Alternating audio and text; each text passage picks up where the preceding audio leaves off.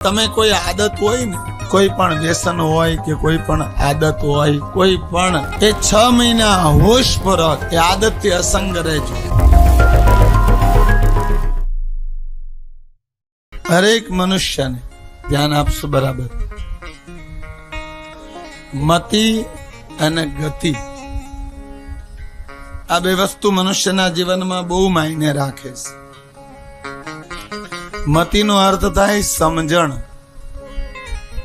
અને ગતિનો અર્થ થાય જીવનની યાત્રા. યાની જે માર્ગમાં તમે પગલા માંડતા હો, જે માર્ગ ઉપર હાલા જાતા હો,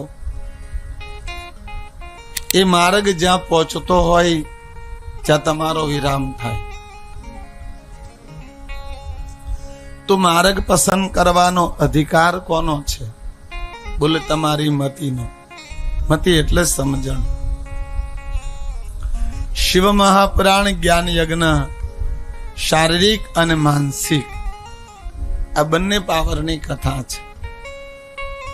માનસિક નો અર્થ થાય આત્મવિશ્વાસ, માનસિક નો અર્થ થાય મનોબળ. તો આજ મનુષ્યમાં બધું છે પણ આત્મવિશ્વાસ નથી. હર કામ કરતા પેલા 2 વાર બોલી જાય છે આમને આમ થાય તો. એ તો નામનો જે શબ્દ છે મનુષ્યના જીવનમાં ગતિને રૂંધી નાખે છે, યાત્રાને રૂંધી નાખે છે. જ્યારે શિવ મહાપુરાણ જ્ઞાન યજ્ઞ અનુષ્ઠાન મનુષ્યની મતિને સુવ્યવસ્થિત કરે છે. યાને આપણી સમજણ જે છે એ સમજણને સાચી દિશા આપે છે. આપણે બધા સવારમાં નીકળીએ છીએ ઘરથી કર્મ કરવા માટે,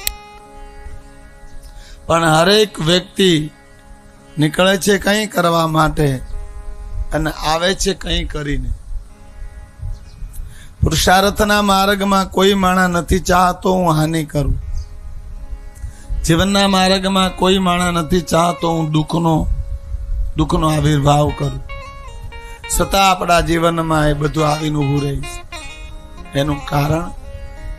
એનું કારણ એ છે તમારી ને મારી મતિ એ શુદ્ધ નથી. તમારી ને મારી મતિ કંઈ ગલત પસંદ કરી લે છે, ગલત માર્ગ ઉપર યાત્રા કરે છે અને ફળ મળ્યા પછી પીડાય છે. મારા તમારા જીવનમાં એક શક્તિ એવી છે જે ભીતરી કામ કરે, જેને માનસિક શક્તિ કહેવામાં આવે છે. કે ફલાણો માણસ છે એ શરીરથી ભલે દુબળો રહ્યો, પૈસાથી ભલે નબળો રહ્યો, પણ એનો આત્મવિશ્વાસ એટલે એ માણસ ધારેય કરી નાખે. આ ધારેય કરી નાખે જે આત્મવિશ્વાસ છે એ જ્યારે મતિ પરમાત્માને હારે જોડાય છે, શિવજીની હારે જોડાય છે, ભગવાનની હારે જોડાય છે, ત્યારે મનુષ્યની શુદ્ધ થાય છે. આપણે કહીએ ને સારી બુદ્ધિ ઈશ્વરની કૃપાથી જ આવે. તો આપણી મતિને આપણે પવિત્ર બનાવી છે, આપણી મતિને આપણે ઈશ્વરમય બનાવી છે, આપણી મતિને આપણે સદગતિ તરફ લઈ જાવી છે, આપણી મતિને આપણે પરમ ગતિ તરફ લઈ જાવી છે. તો માર્ગ શું? આદિ નારાયણી ભવાની આજ પ્રશ્ન મહાદેવને કર્યો કે પ્રભુ હરેક મનુષ્યને તમે મતિ આપી છે જેના અનુસાર મનુષ્યની ગતિ થાય છે, યા તો સંસારમાં યા તો શિવમાં, આ તો આધ્યાત્મિકમાં યા તો ભૌતિકતામાં. પણ આ બંનેમાં ભૌતિકતામાં પણ પતન છે ને આધ્યાત્મિકતામાં પતન નથી, જતન છે. તો પ્રભુ મનુષ્ય આધ્યાત્મિક માર્ગ કેમ પસંદ નથી કરી શકતો? મનુષ્ય પરમિત્ર માર્ગે કેમ નથી હાલી શકતો? બોલે દેવી એની સમજણમાં થોડી કમી છે, એની મતિમાં થોડી વિચારધારાની ઉણપ છે. હે પાર્વતી, જે મનુષ્ય નિત્ય સવારમાં મારું પૂજન અર્ચન અને દર્શન કરે છે, મારું ભજન કરે છે, મારું સ્મરણ કરે છે, મારી સાધના કરે છે, એની મતિનો સુધારો હું સ્વયં મહાદેવ કરું છું. આપણે કહીએ ને પ્રાણ અને પ્રકૃતિ હારે જાય. આ વાત સત્ય પણ છે અને અસત્ય પણ છે.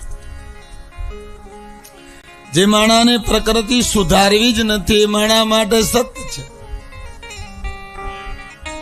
અને જે માણાને પોતાની પ્રકૃતિ સુધારવી છે એ માણા માટે એ વાણી અસત્ય છે.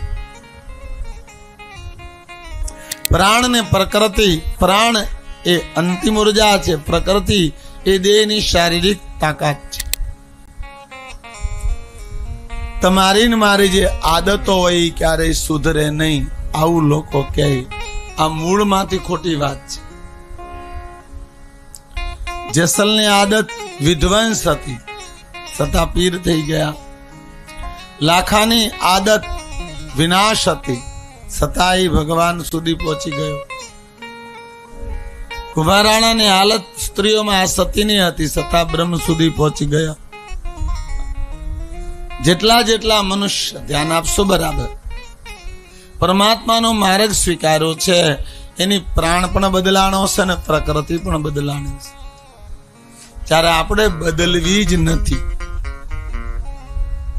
આપણે જીવનનું પરિવર્તન જ નથી કરવું.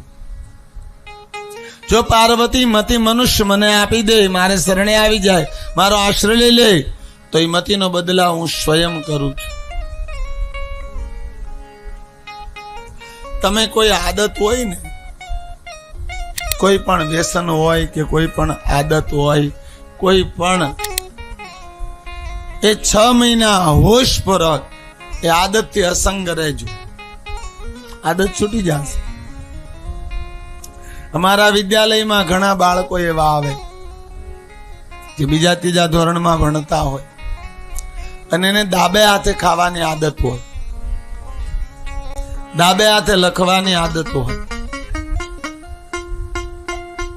જી હા, જેને પ્રકૃતિ કહેવામાં આવે છે, પ્રાણ અને પ્રકૃતિ. પછી જમવા ટાણે એના હાથ ઉપર કોથળી બાંધી દે, લુગડું બાંધી દે. એ ધારે તો એ હાથથી ન તો રોટલી તોડી શકે, ન તો ખાઈ શકે, ન તો હાથ ભોજન હાથ દાડી શકે. આવું 3 મહિના કરે છે. બાળક ભૂલી જાય છે, જમણા હાથે ખાવા મળે છે, જમણા હાથે લખવા મળે છે. કારણ કે ડાબા હાથે ખાનાર મનુષ્યની ગતિ નથી થતી. ડાબા હાથે ખાનાર મનુષ્યને હરેક રૂપમાં વિકૃત માનવામાં આવે છે. મનુષ્ય સાથે એ વ્યક્તિને સરખાવવામાં નથી આવતો. ભલે મનુષ્ય હોય તો પણ એની ગતિ ઈશ્વરમાં નથી થતી. ડાબા હાથે ખાવું એ શુદ્રની પરિભાષા છે, ગ્રંથોમાં લખાયેલું છે. કોઈ ઉપર પોતાની ઉપર ન લે.